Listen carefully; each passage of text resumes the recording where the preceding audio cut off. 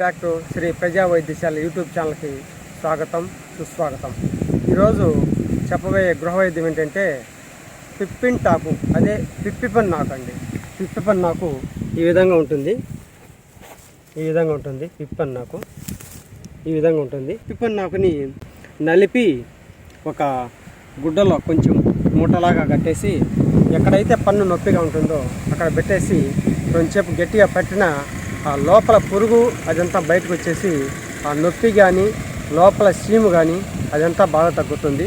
అంతేకాకుండా దీని యొక్క రసం తీసుకొని నువ్వుల నూనె కొంచెం వేసేసి కాసి మర్దన చేసిన నొప్పులు కానీ వాపులు కానీ తగ్గిపోతుంది.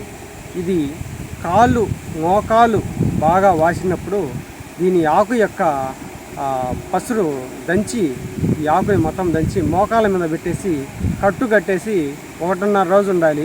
అది మధ్యలో నీళ్లు పోస్తూ ఉండాలి. ఆ వాపంతా తగ్గిపోయేసి నీరంతా లాగేసుకుంటుంది. ఇదే పిప్పిపన్నాకు.